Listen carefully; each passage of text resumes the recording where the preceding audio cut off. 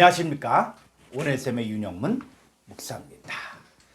자, 원어 성경을 통해 본 주기도문 강의 후토스 온 프로시큐어스의 힘에 있어 너희들은 이렇게 이런 방식으로 기도하라. 자, 오늘 제 11강입니다.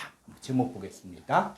뜻이 하늘에서 이루어진 것 같이 땅에서도 이루어지이다. 오늘 두 번째 시간입니다. 자, 하나님의 뜻의 성취. 이 창세기에서 계시록까지 보면 사람으로서는 알 수 없는 것들, 또 할 수 없는 것들이 기록된 것입니다.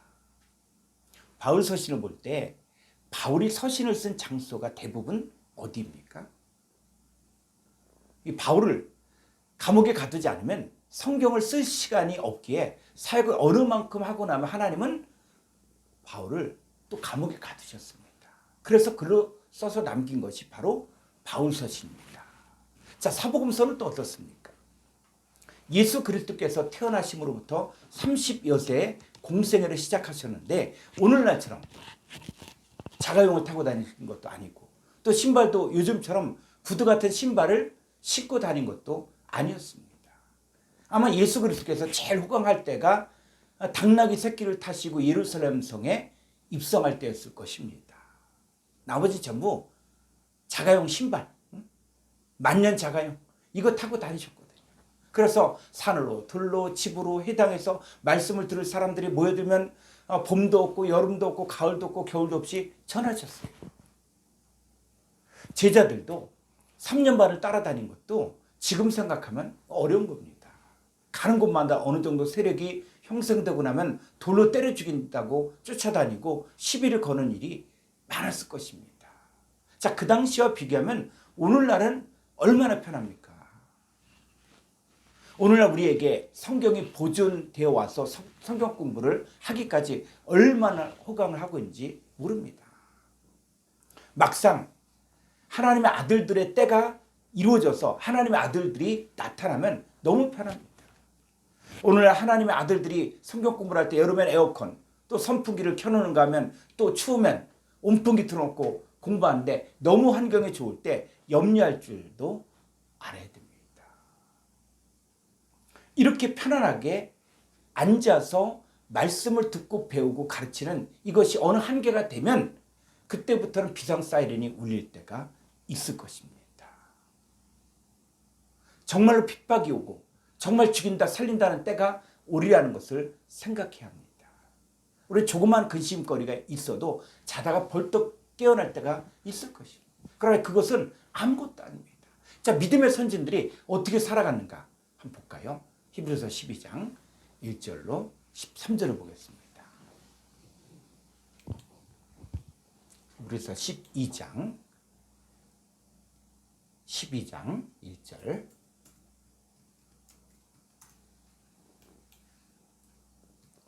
이러므로 우리에게 구름같이 둘러싼 허다한 증인들이 있으니 모든 무거운 것과 얽매이기 쉬운 죄를 벗어버리고 인내로써 우리 앞에 당한 경주를 하며 2절 믿음의 주요 또 온전하게 하시는 이인 예수를 바라보자. 그는 그 앞에 있는 기쁨을 위하여 십자가를 참으사 부끄러움을 개의치 아니하시더니 하나님 보좌 우편에 앉으셨느니라. 3절 너희가 피곤하여 낙심하지 않기 위하여 죄인들이 이같이 자기에게 거역한 일을 참으신 일을 생각하라. 너희가 죄와 싸우되 아직 피 흘리기까지는 대항하지 아니하고 또 아들들에게 권하는 것 같이 너희에게 권면하신 말씀도 잊어두다. 일렀을 때 내 아들아 주의 징계하심을 경히 여기지 말며 그에게 꾸지람 받을 때 낙심하지 말라. 6절 주께서 그 사랑하시는 자를 징계하시고 그가 받아들이시는 아들마다 책짓이 하심이라 하였으니 7절 너희가 참음은 징계를 받기 위함이라. 하나님이 아들과 같이 너희를 대우하시나니 어찌 아버지가 징계하지 않는 아들이 있으리요. 8절 징계는 다 받는 것이거늘 너희에게 없으며 사생자요 친아들이 아니니라. 여기서 징계는 그냥 징계가 아니라 헬라어로 보면 파이디온. 그래서 이거는 훈련, 교육, 훈련. 자, 이런 뜻입니다. 9절. 또 우리 육신의 아버지가 우리를 징계하여도 공경하였거든 하무며 모든 영의 아버지께 더욱 복종하며 살려 하지 않겠느냐. 10절. 그들은 잠시 자기의 뜻대로 우리를 징계하였거니와 오직 하나님은 우리의 유익을 위하여 그의 거룩하심에 참여하게 하시느니라. 11절. 무릇 징계, 훈련, 교육이 당시에는 즐거워 보이지 않고 슬퍼 보이나 후에 그로 말미암아 연단받은 자들은 의와 평강의 열매를 맺느니라. 자, 12절. 그러므로 피곤한 손과 연약한 무릎을 일으켜 세우고 너희 발을 위하여 곧은 길을 만들어 저는 다리로 하여금 어그러지지 않고 고침을 받게 하라. 자, 우리가 신앙생활 하면서 조금만 어려우면 아이고 죽겠다 하고 피 한 방울 흘린 일이 없으면서도 죽는다고 엄살을 부리는데 하나님의 자녀들은 한없이 약한 존재들이에요. 왜 그럽니까? 원래 창세전부터 원래 호강을 하고 컸기 때문이에요. 종도 아니고 임금도 아니고 하나님 아들로서 천상천하에 우리 같은 사람이 없었습니다. 자, 그러다가 이 땅의 믿음의 선지들을 통해서 앞으로 하나님의 아들들이 고생을 하고 또 죽다 살다는 모든 사건들을 다 보여줬습니다. 하나님의 아들들이 피 흘리기까지 이른 때가 있을 때는 다 함대할 수 있는 사람들이 되게 하기 위해서 우리를 이렇게 아버지께서 양육하시며 키워가시는 가정을 보면 참으로 감사합니다. 우리 한 단계씩 끌어올리셔서 우리가 예수 그리스도의 죽으심에 이르렀던 과정에 이르러도 담대하게 맞이할 수 있게 하십니다. 그 어떤 것이라도 우리 아버지를 의지하고 죽음도 부활로 연결시킬 것을 우리 마음과 몸에서 확증하고 안식할 때까지 아무 소리 없이 키우시는 분이십니다. 그래서 하나님의 오래 참으심이 너희를 구원에 이르게 하는 것을 알지 못하느냐라고 하셨습니다.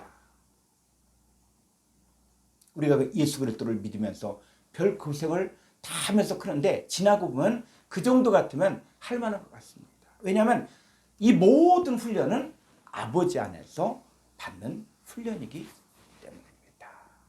자, 이제 첫 번째 그리스도와 연합한 자. 자, 로마서 8장 5절로 9절을 보겠습니다. 육신이 따르는 자는 육신의 일을, 영의 따르는 자는 영의 일을 생각하나니 육신의 생각은 사망이요 영의 생각은 생명과 평안이니라.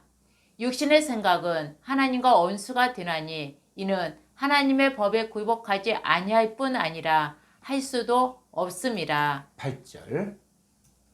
육신에 있는 자들은 하나님을 기쁘시게 할 수 없느니라. 9절. 만일 너희 속에 하나님의 영이 거하시며 너희가 육신에 있지 아니하고 영에 있나니 누구든지 그리스도의 영이 없으며 그리스도의 사람이 아니라.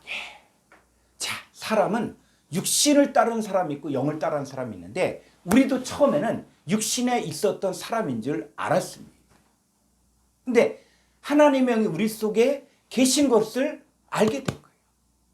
그래서 예전에는 육신을 따라 살 때는 하나님을 기쁘시게 할 수 없었고 사망과 죽음 쪽으로 갔던 우리를 어느 날 갑자기 그리스도의 사람이라고 하시는데 아버지의 뜻이 이루어지면 갑자기 바뀌는 거예요.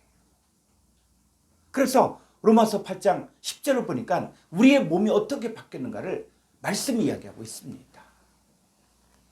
또 그리스도께서 너희 안에 계시며 몸은 죄로 말미암아 죽은 것이나 영은 의로 말미암아 살아있는 것이니라. 예, 하늘이신 그리스도께서 너희 안에 혈과 육에 속한 땅에 속한 우리 안에 계시면 몸은 죄로 말미암아 죽은 것이나 영은 의로 말미암아 살아있는 것입니다. 그래서 영이 무엇입니까? 영이? 성경에서 말하는 영이 뭐예요? 고린도서 6장 17절에 보면 주와 합한 자는 한 영이라고 했습니다. 그리스도와 내가 연합됐을 때 영적인 몸이 된 것입니다. 그리고 그리스도의 의로 말미암아 살게 된 것입니다. 자, 이 하나님의 의. 자, 로마 3장 23절로 24절을 보겠습니다. 모든 사람이 죄를 범하였음에 하나님의 영광에 이르지 못하더니 그리스도 예수 안에 있는 성령으로 말미암아 하나님의 은혜로 값없이 의롭다 하심을 얻은 자 되었느니라. 율법 외에 하나님의 의가 나타났으니 선지자들에게 증거를 받은 존재이신 예수 그리스도가 나타나십니다. 그 예수 그리스도 안에 있는 구속으로 말미암아 의롭다 하심을 얻은 산 자가 바로 영적인 존재가 되어진 것입니다. 지금 우리가 말씀을 공부하는 것은 어떻게 보면 아무 의미도 없고 아무 멋도 없고 아무 색도 없는 것 같지만 시간이 지나면 가장 위대한 존재들로서 성립하는 것들이 이루어집니다. 성경은 사람들에게는 아무 쓸모가 없는 것들이지만 오직 우리 하나님의 자녀들에게만 필요한 것입니다. 자, 뜻이 하늘에서 이루어진 것 같이 땅에서도 이루어지다. 자, 우리는 이제 아버지의 뜻이 이루어져야 한다고 외치는 자들이 되었습니다. 자고 깨는 중에 자기도 모르게 자라는 것이 하나님의 자녀들이고 세월이 지나면 점점 더 영적으로 커가는 거예요. 그럼 하나님 안에 사는 자가 하나님 안에서 산 자가 누구냐? 자, 로마서 8장 11절을 보겠습니다. 예수를 죽은 자 가운데서 살리신 이의 영이 너희 안에 거하시며 그리스도 예수를 죽은 자 가운데서 살리신 이가 너희 안에 거하시는 그의 영으로 말미암아 너희 죽의 몸도 살리시리라. 하나님 예수님 안에 하나님 영이 계실 때 죽은 자 가운데 사신 것처럼, 자, 우리 안에 우리도 허물가지로 죽었던 우리 안에 하나님의 영과 그리스도의 영이 계실 때 우리의 죽을 몸도 살아나게 됩니다. 그래서 우리가 살아날 때 그냥 살아난 것이 아니라 우리 옛사람이 죄의 몸이 죽는 거예요. 자, 에베소 4장 22절로 24절을 보겠습니다. 너희는 유혹의 욕심을 따라 썩어져 가는 구습을 따르는 옛사람을 벗어버리고 그 옛사람은 바로 뭐냐? 유혹의 욕심을 따라 썩어져가는 구습을 따른 그 옛사람을, 죄의 몸을 벗어버리는 거예요. 23절. 오직 너희의 심령이 새롭게 되어 하나님을 따라 의와 진리의 거룩함으로 지으심을 받은 새 사람을 입으라. 나의 옛사람은 십자가에 못 박혀서 나의 썩어질 죄의 몸이 죽은 거예요. 이제 나의 몸은 아버지가 주신 몸이요, 나의 삶은 나를 사랑하시고 나를 위하여 대신 죽어주신 하나님의 아들 안에서 사는 것입니다. 이것이 바로 하나님의 뜻이 내 안에 이루어진 것입니다. 그러면 구체적으로 나의 무엇이 십자가에 못 박혔을까요? 갈라디아서 5장 24절입니다.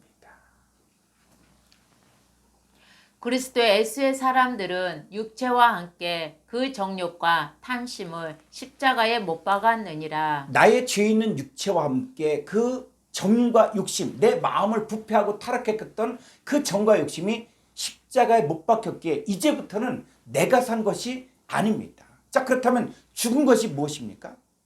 여러분, 우리가 신앙생활을 하다 보면 생각해 보면 죽은 것이 하나도 없는데 성경은 죽었다고 합니다. 그것은 나와 함께 죽었다가 나와 함께 나를 살리신 그리스도를 제대로 모르니까 문제가 생기면 주여 주여 하고 외치는 거예요. 하나님의 세상을 그토록 사랑하셔서 독생자를 주셨고 또 저를 믿는 자는 영생을 얻게 하라는 것이 하나님의 뜻이에요. 그래서 우리가 예수 그리스도를 영접한다는 것들, 자, 요한복음 1장 12절을 보면은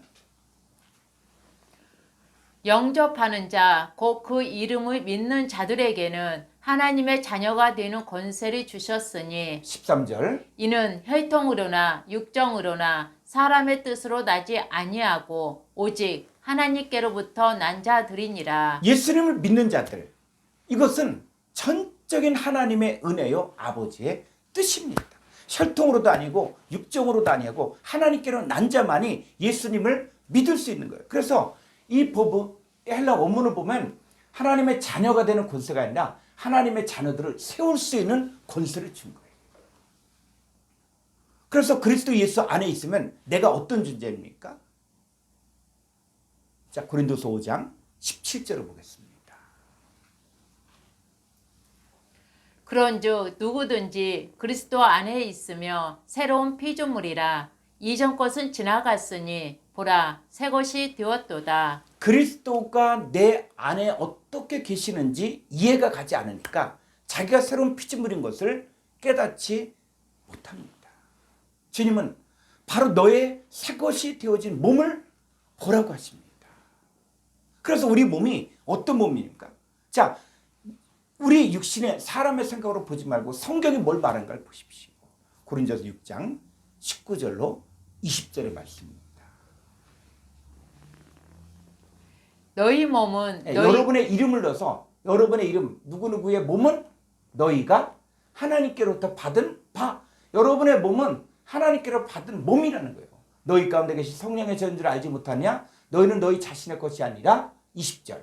값으로 산 것이 되었으니 그런즉 너희 몸으로 하나님께 영광을 돌리라. 이제는 너희 몸이 아니라 아버지 거예요. 자, 이 말씀이 연결이 되어서 살아날 때 나의 죄된 몸이 없어졌구나 하고 깨닫게 되어 그리스도의 핏값으로 산 것을 알게 되는 것입니다. 이제 나의 몸이 내 것이 아니라 주님의 것이요 아버지 하나님의 것이 된 것입니다.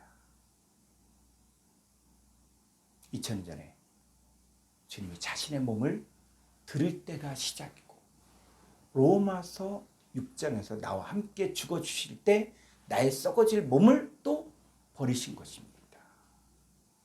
그런데도 이 꿈인가 생신가 하면 나는 여전히 나로 살 때가 있습니다. 이런 혼란된 과정을 오고 가면서 성경에 있는 사건이 현실로 알고 듣고 깨닫고 확증되는 사건이 이루어지는 성장 과정이 필요합니다. 그 처음에는 이해가 안 가도 무조건 성경을 배우지만 시간이 지나면서 말씀이 하나씩 연결이 됩니다.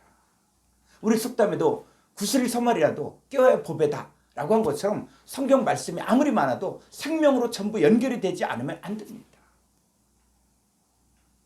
성경의 모든 것을 말로 하기 쉬우나 이 땅의 일과 하늘의 일이 우리에게서 생명체로 나타나는데 정과 욕심이 이제는 내 것이 아니라 주님이 우리에게 정과 욕심을 하나씩 생각나게 하신 역사가 있습니다.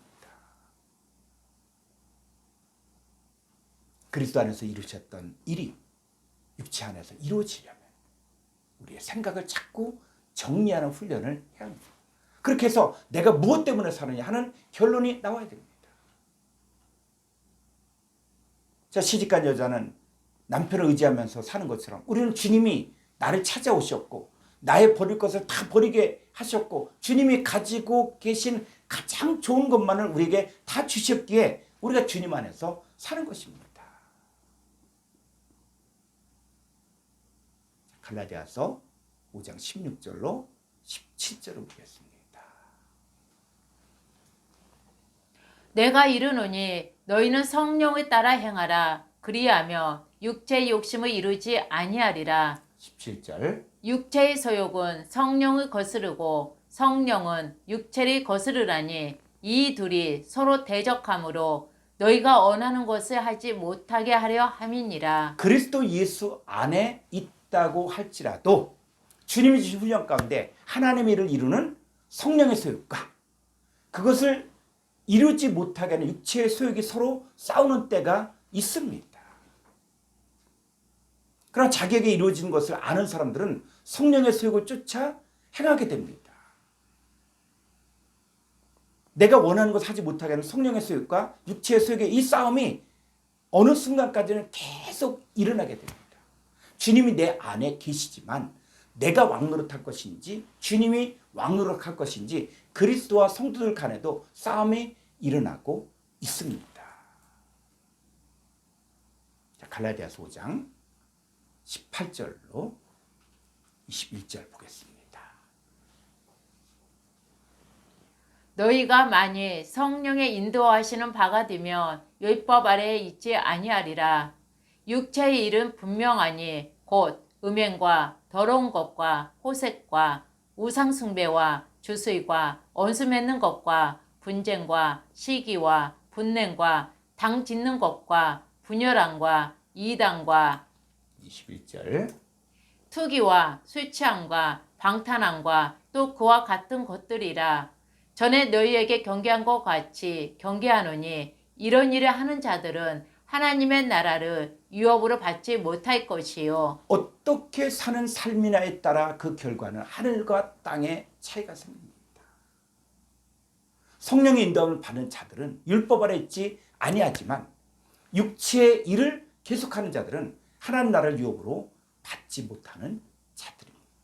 그래서 하늘은 성령의 일이고 땅은 육신의 일인데 이것이 하늘과 땅이 개벽하고 변화가 되는 거예요. 자, 우리는 하나님 나라를 유업으로 받은 자들입니까?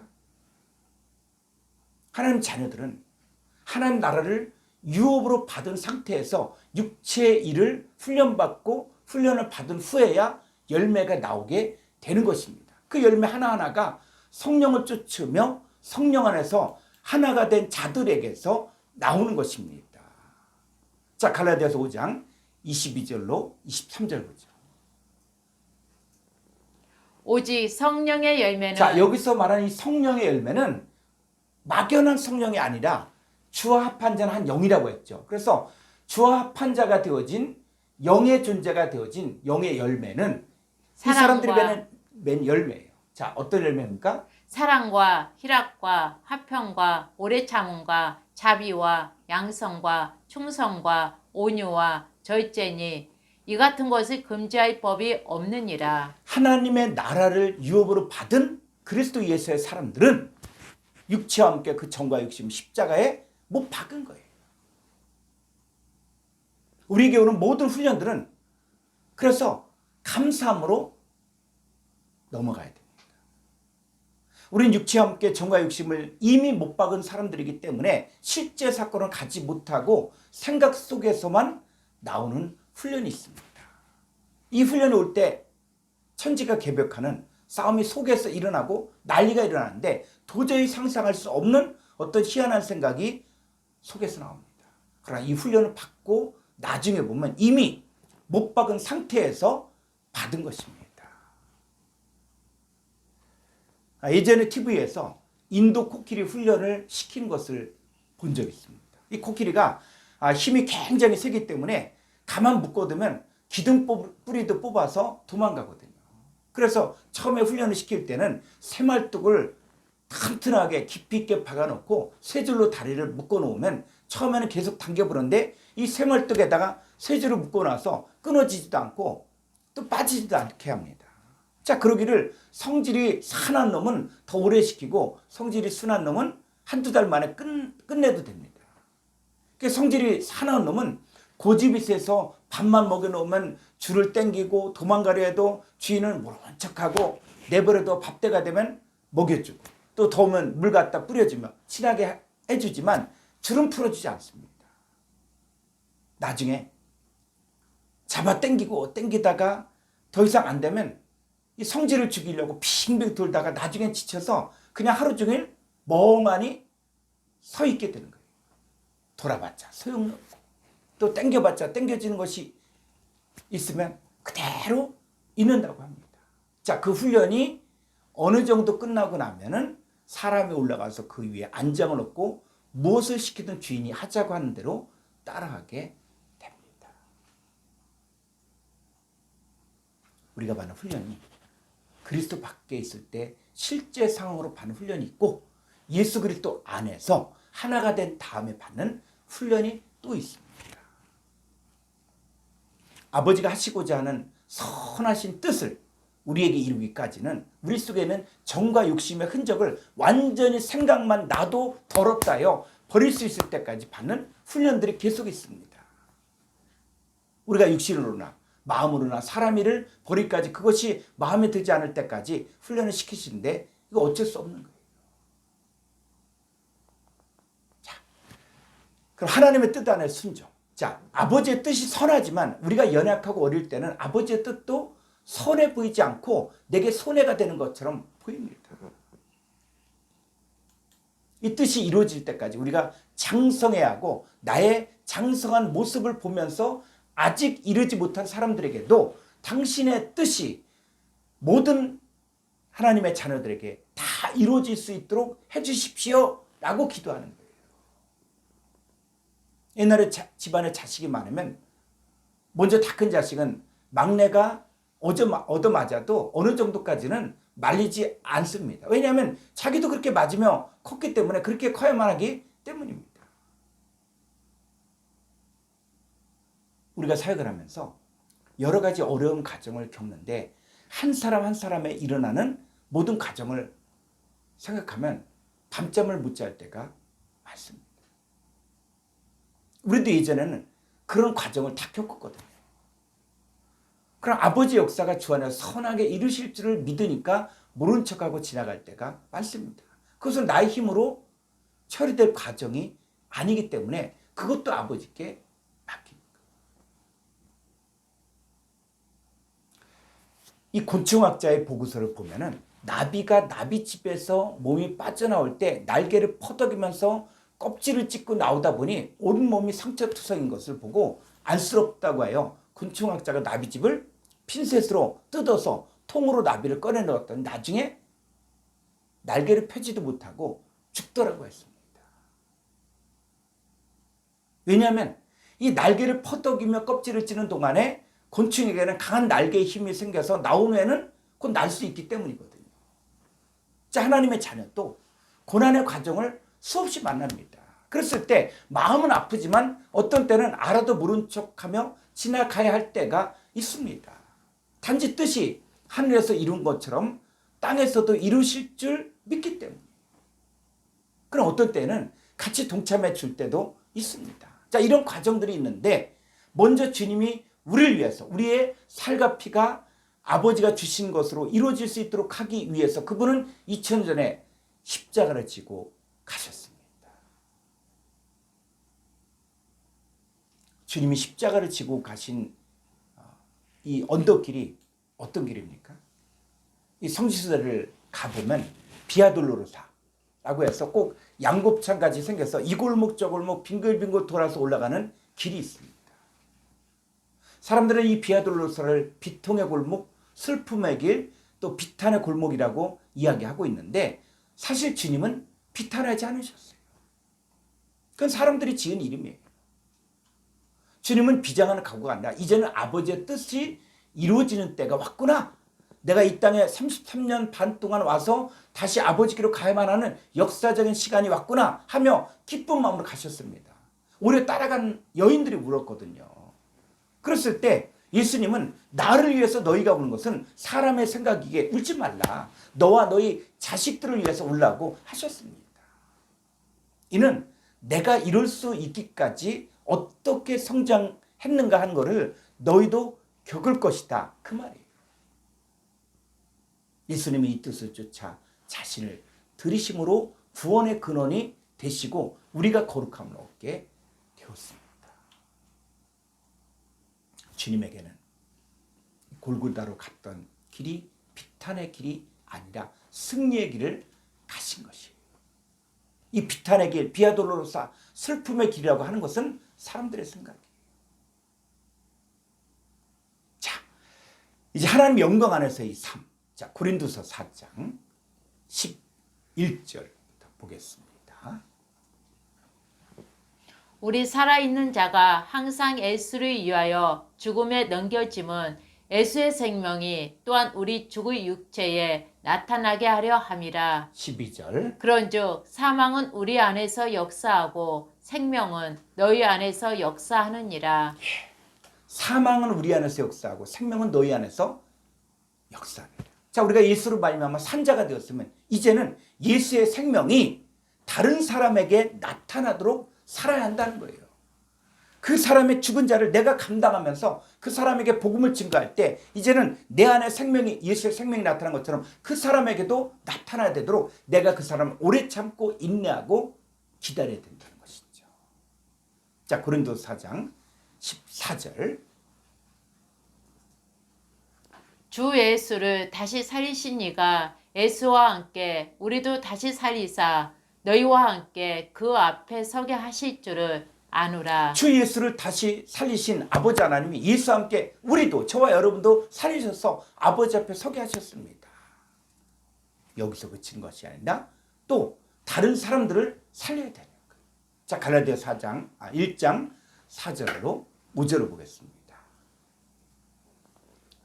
그리스도께서 하나님 곧 우리 아버지의 뜻을 따라 이 악한 세대에서 우리를 건지시려고 우리 죄를 대속하기 위하여 자기 몸을 주셨으니 영광이 그에게 세세토록 있을지어다. 아멘. 예수님은 아버지 하나님의 뜻을 따라 우리를 건지시려고 당신의 몸을 바치셨습니다. 그 이유는 그리스도의 살과 피가 없이는 아버지의 뜻이 이루어질 수 없기 때문이에요. 오늘날 우리도 살과 피라고 하는 입장에서 볼 때 그것이 내 것이라고 생각하지 말아야 됩니다. 내 것 이전에 주님의 것이었고 주님의 것 이전에 아버지의 것이었습니다. 우리가 살면서 제일 문제가 되는 것은 죽음이란 장벽인데 우린 여기서 빠져나온 자들입니다. 그러니까 최종적으로 일을 하다가 가로막는 것이 죽음이라는 거예요. 예수 그리스도께서는 이것을 우리에게서 끝내신 것이며 우리 안에서 살아나신 거예요. 그리스도께서 나와 죽음 사이에 끼워버리시면 우리는 죽음이라는 것이 끝난 자입니다. 다 잊어버리고 나만 생각할 때는 죽음이 그대로 내 것이 되는 것이지만 주님과 연합되었을 때는 사망이 아닌 생명이 역사하는 것입니다. 이것이 내 것으로 완전히 깨달아질 때까지 우리에게는 훈련이 필요한 것입니다. 베드로전서 1장 9절을 보겠습니다. 믿음의 결국 곧 영혼의 구원을 받음이라. 자, 믿음의 결국 곧 영혼의 구원. 근데 우리가 한글 성경을 보게 되어지면 자, 영혼이라는 것은 뭡니까? 영과 혼이죠. 그래서 이 우리가 번역 성경의 한계가 지금 성경이 무엇을 말하는지 정확하게 때로는 알 수가 없는 부분들이 많이 있습니다. 그래서 자, 베드로전서 1장 9절 헬라 원문을 보겠습니다.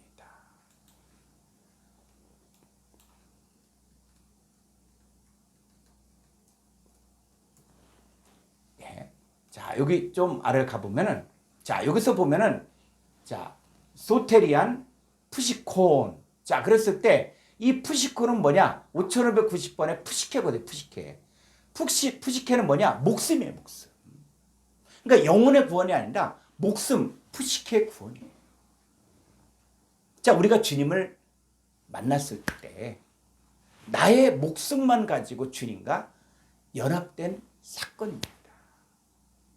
이제 너는 내 것으로 사는 것이 아니라 너희 몸은 아버지가 주신 몸이고 너희의 살과 피도 내 것이 아니다.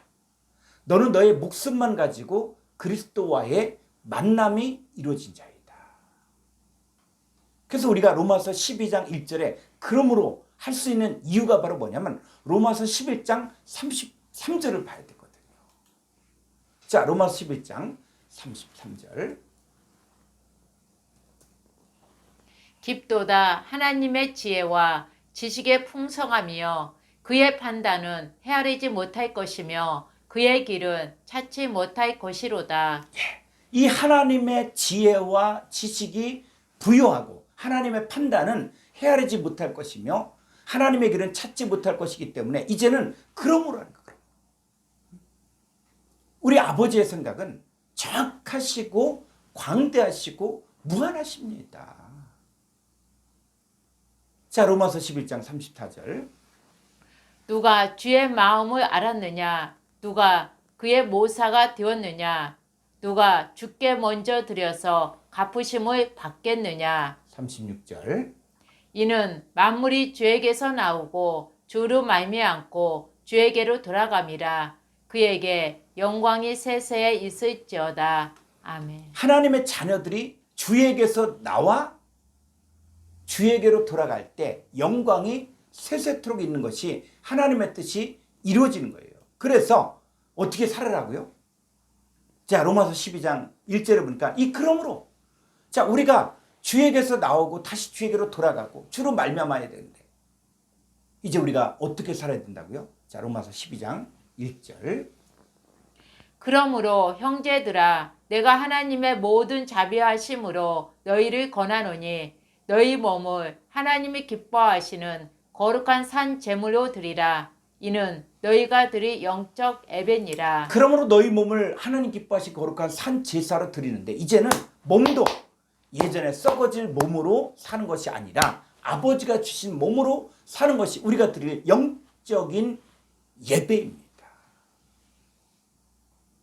내 몸이라고 생각하고 주일날 예배를 드린다면 영적인 예배가 아닙니다.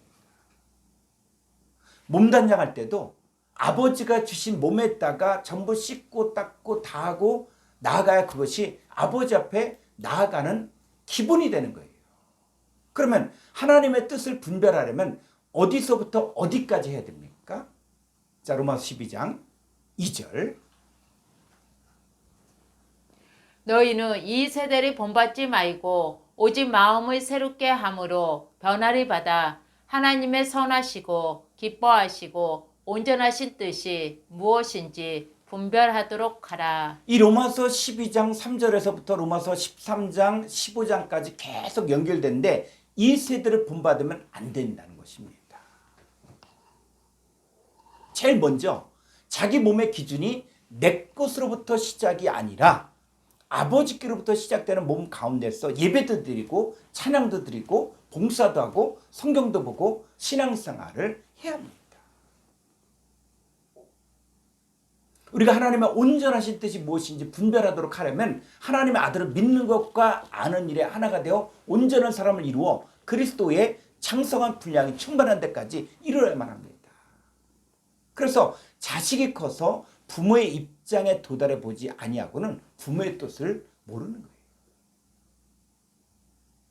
하나님 아버지가 원하신 뜻은 뭐냐면 아버지가 주신 몸으로 그리스도의 장성한 분량이 충만한데 이르러 온전한 사람이 되는 것입니다. 마태복음 5장 48절을 보겠습니다.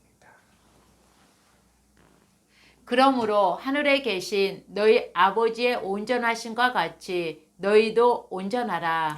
너희도 온전하라. 자, 온전한 자는 누구에게도 어떻게 주는 사람이 되어야 합니까?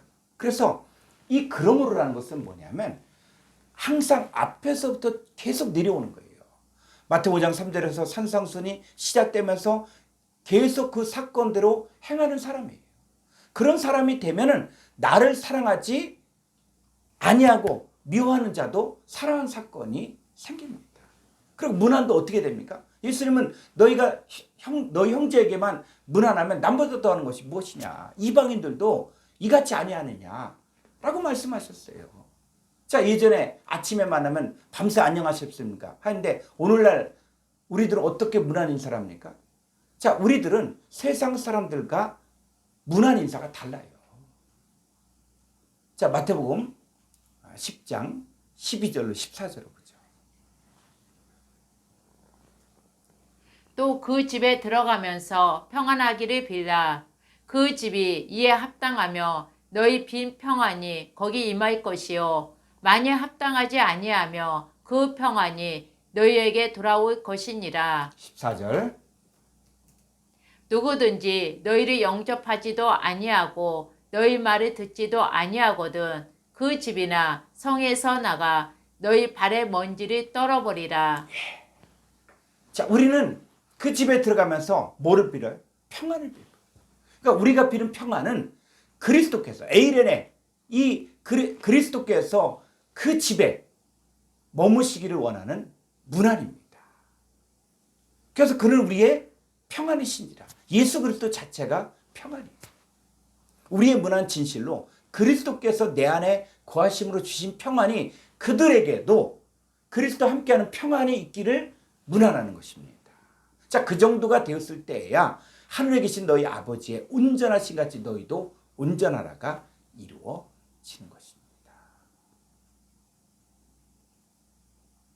뜻이 하늘에서 이룬 것 같이 땅에서도 이루어지려면 우리가 인사하는 것, 문안하는 것, 평소의 삶이 그리스도와의 관계에서 떨어져 나가면 안 됩니다. 늘 그리스도와의 관계성을 갖고 살아야 됩니다.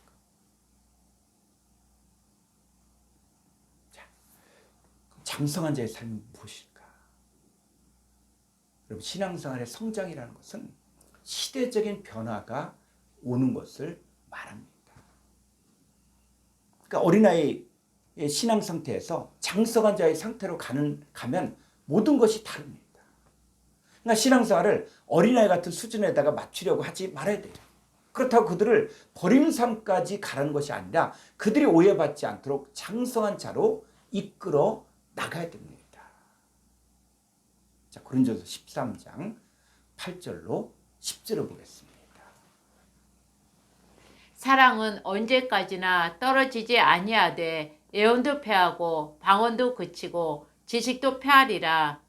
우리는 부분적으로 알고 부분적으로 애원하니 온전한 것이 올 때에는 부분적으로 하던 것이 패하리라. 예전에 하던 것들을 버려야 될 것들이 참 많습니다.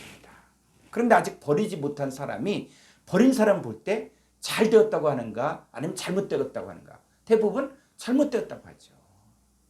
유치원 선생은 유치원 학생같이 자기도 가슴에 명찰을 붙여야 됩니다. 그런데 장성한 자를 가르치는 선생이 가슴에 명찰을 붙이고 앉아있으면 학생들이 웃을 것입니다. 어렸을 때 하던 모든 것들은 앞으로 버려야 될 일들이 많이 나옵니다. 아버지의 뜻이 이루어지는 과정 중에서 우리의 성장과 변화가 있습니다.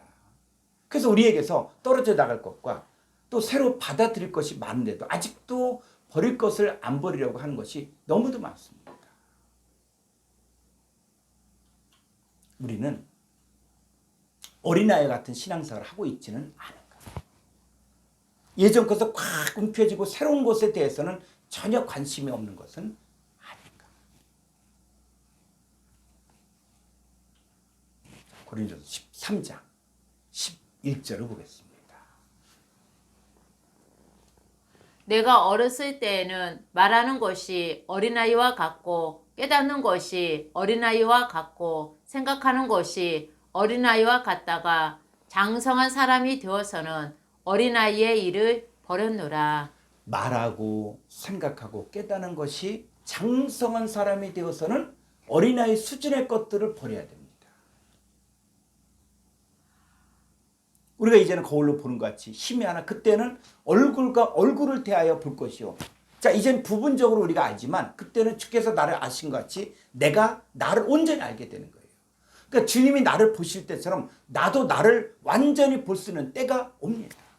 우리도 서로를 볼 수 있을 때까지 계속 뜻이 이루어지기에 부단히 순종하고 성장을 해야 합니다. 자, 베드로전서 4장 1절로 2절을 보겠습니다. 그리스도께서 이미 육체의 고난을 받으셨으니 너희도 같은 마음으로 갑옷을 삼으라. 이는 육체의 고난을 받은 자는 죄를 그쳤음이니 2절 그 후로는 다시 사람의 정욕을 따르지 않고 하나님의 뜻을 따라 육체의 남은 때를 살게 하려 함이라. 그리스도께서도 육체에 계실 때 고난을 통해 온전해지셨어요. 마찬가지로 우리도 그리스도의 마음을 품고 사람의 정욕 가운데 살지 않고 이제는 하나님의 뜻 안에서 살아야 합니다. 그러기 위해서는 정신을 바짝 차리고 근신하여 기도하며 열심으로 사랑해요.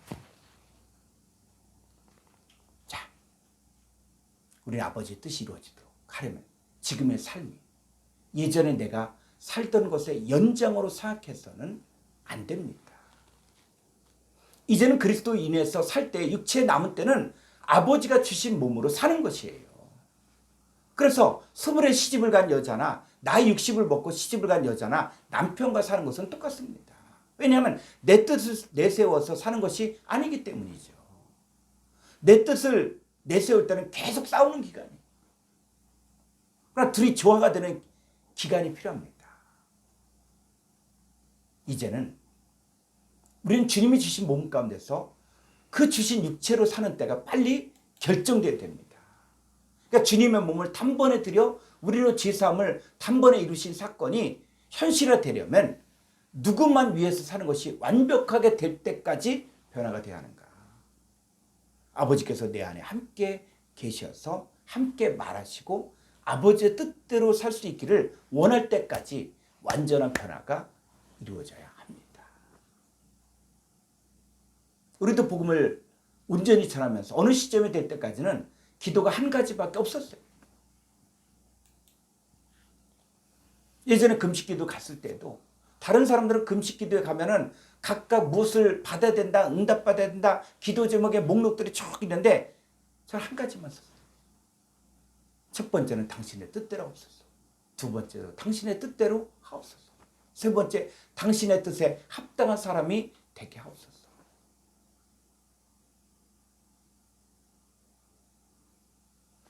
내 생각과 내가 요구하는 것들을 계속 버리게 해달라고 하는 것은 지금도 마찬가지.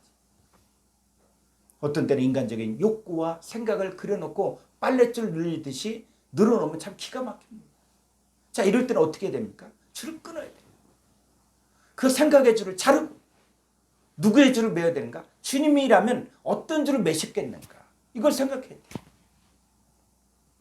내가 요청하는 것이 아니라 당신의 뜻이 아버지의 뜻대로 사셨던 것을 오늘날 내게도 다시 이루게 해달라고 그 뜻에 대한 요청을 하는 것입니다.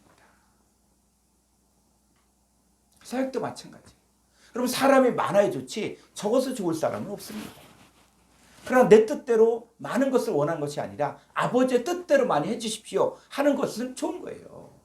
그런데 내가 성장한 만큼 보내달라고 해야지, 나는 아직 성장도 하지 않았는데 많이 보내달라고 하면 나보다 많이 아는 사람들이 올 수도 있습니다. 와서 전부 모르는 것만을 가지고 질문한다면 그날로 침몰하는 것이죠. 아버지의 뜻 가운데서 아버지의 뜻을 이루려고 하면 내가 모르는 것을 질문하는 사람이 하나도 없습니다. 전부 내가 아는 것만 물어봐요. 그래서 만난 사람마다 나는 모르는 것이 없는 사람처럼 보입니다. 자, 우리가 모르면 누구에게 의지하면 됩니까? 주님에게 의지하면 모르는 것도 해답이 나옵니다. 그 사람의 수준에 맞게 또 대답을 해주는 것이 이게 지혜거든요. 그 사람이 모르게 알려주면 내가 하는 것이 아니에요. 그 사람의 수준에 맞게 하여 끌어올려야만 정확한 대답을 해주는 것입니다. 그러니까 똑같은 3, 4학년이 질문해도 그 사람 수준에 따라서 대답이 다르게 나가야 됩니다. 그렇게 되어야 정말 모르는 사람이 없는 사람이 되는 것이죠. 자, 내 생각으로 하는 것이 아니라 아버지의 뜻이 이루어지는 데는 우리가 버리고 우리가 찾아야 될 것들이 항상 갈라져 나와야 됩니다. 자, 그럼 구체적으로 아버지의 뜻이 무엇인가요? 자, 마태복음 18장 12절 보겠습니다. 너희 생각에는 어떠하냐? 만일 어떤 사람이 양 100마리가 있는데 그 중에 하나가 길을 잃었으며 그 99마리를 산에 두고 가서 길 잃은 양을 찾지 않겠느냐? 13절. 진실로 너희에게 이르노니 만일 찾으며 길을 잃지 아니한 99마리보다 이것을 더 기뻐하리라. 14절. 이와 같이 이 작은 자 중에 하나라도 잃는 것은 하늘에 계신 너희 아버지의 뜻이 아니니라. 자, 아버지의 뜻은 내게 보내준 사람을 살리는 거예요. 그러니까 당신의 뜻이 이루어지이다 하는 이 기도는 우리가 주님과 같이 동행하며 사역을 할 때 주님을 슬프게 하거나 근심하게 하는 일이 일체 없어져야 합니다. 자, 그런 과정까지 부단히 성장을 해야 됩니다.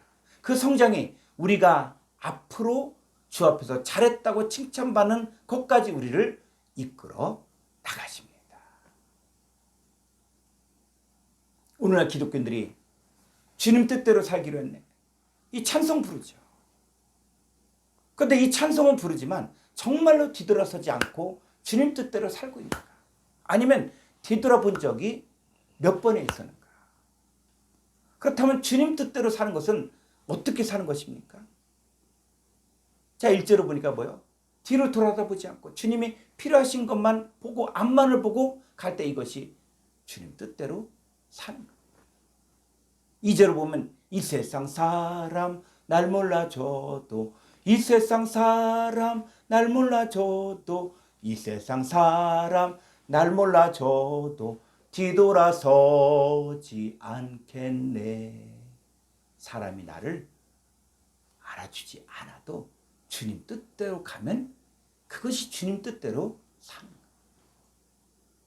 3절을 보면 세상 등 지고 십자가 보내 세상 등 지고 십자가 보내 세상 등 지고 십자가 보내 뒤돌아서지 않겠네. 자, 우리가 세상을 보는 것이 아니라 세상은 등지고 누구만 바라보는 거예요? 주님만 바라보고 가는 것이 주님 뜻대로 사는 것이에요. 주님의 십자가는 어디서 보아야 될까? 내 안에서 보아야 돼. 그리스도의 십자가는 원수되었던 나를 아버지와 화목케 하는 예수 그리스도 자신의 죽으시고 부활하신 것을 내 안에서 확증하는 거예요. 나를 살리셨던 주님의 십자가를 늘 잊지 않는 것입니다. 예수님 사역하실 때 어떻게 하셨습니까? 아버지의 뜻을 따라서 십자가도 지셨고 십자가에서 죽기까지 하셨어요. 사실 하나님의 아들에게는 그것보다 창피한 일이 없었습니다. 죽지 않고 영원히 존재하는 하나님의 아들에게 너 죽나 안 죽나 보자 하고 십자가를 짊어지게 하는 것처럼 창피한 일이 어디 있겠습니까? 마치 돈 많은 부자에게 너 돈 있어? 라고 말한 것과 똑같은 거예요. 하나님의 아들에게 가장 창피를 준 것이 십자가입니다. 그러나 아버지의 뜻대로 주님은 십자가를 지셨습니다. 그리고 오늘날 우리를 위해서도 십자가를 지십니다. 그분의 사역은 전부가 아버지의 뜻이 아니면 행하지 않으셨습니다. 한 사람에게 복음을 전해서 살린 일을 하는데 아버지가 보내준 사람이냐 아니냐 하는 것을 분별하셨고, 아버지가 보내주는 사람이라면 가룟 유다에게도 복음을 주셨어요. 예수님은 내가 하늘을 쏜, 그때 그 내는 뭐냐? 주님 아버지와는 연합돼요. 내가 하늘을 쏜 것은 내 뜻 행하려 온 것이 아니요 나를 보내신 뜻을 행하려 함입니다. 나를 보내신 뜻은 이제 내 말을 하는 것이 아니라 나를 보내신 아버지의 말씀을 전해서 살리는 것입니다. 그랬을 때 이제 많은 사람이 예수 이름으로 한다 그래요. 근데 성경을 잘 보십시오. 자, 골로새 3장 17절을 볼까요? 또 무엇을 하든지 말에나 일에나 다 주 예수의 이름으로 하고 그를 힘입어 하나님 아버지께 감사하라. 예, 사람들은 주 예수의 이름으로 한다 그러니까 마치 주 예수 이름을 무슨 주문처럼 예수 이름으로 이렇게 이야기하는데, 자, 한번 헬라 원문을 보죠. 골로새 3장 17절을 보면은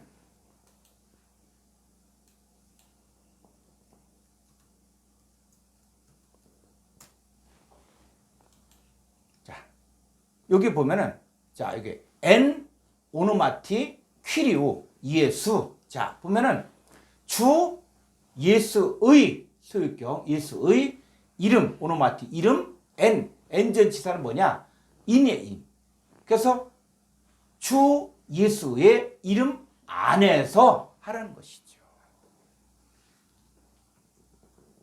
그러니까 마음으로 하나님의 뜻을 하는데 하나님의 뜻은 우리들이 거룩한 자예요. 그분 안에서 하라는 것이죠. 자, 데살로니가서 5장 16절로 18절을 보겠습니다.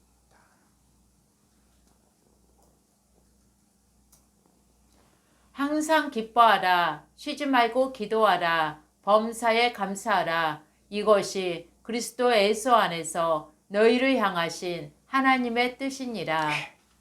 그리스도 예수 안에서 하나님의 뜻이 이루어지려면 이제는 항상 기뻐해야 하고 쉬지 말고 기도해야 하며 범사에 감사해야 합니다.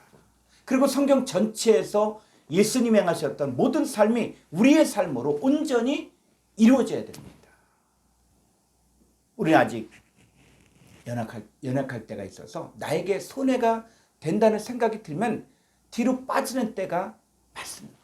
근데 아버지는 자녀들에게 조금도 손에 가는 일은 하지 않으십니다. 적어도 많아도 항상 감사할 수 있는 사람이 되는 이것부터가 아버지의 뜻을 이루는 기초가 되는 것입니다. 그래서 범사에 감사하는 삶을 살게 되고 기뻐하며 쉬지 말고 기도하는 삶이 이루어졌을 때 이것이 너희를 향하신 하나님의 뜻이에요. 자, 오늘 말씀 당신의 뜻이 하늘 안에서 같이 카이에피테스겠어요. 혈과 육에 속한 자들에게도 역시 당신의 뜻이 당신에 의해서 직접 이루어지다. 자, 우리가 사는 것은 처음부터 끝까지 아버지의 뜻이 아니면 살지 못합니다. 아버지의 뜻으로 그대로 이루어지기를 간절히 구하도록 하여 다음에 나오는 양식 아르톤이 생길 수 있기 때문입니다. 오늘 말씀은 여기까지 함께 나눴습니다. 수고하셨습니다. 감사합니다.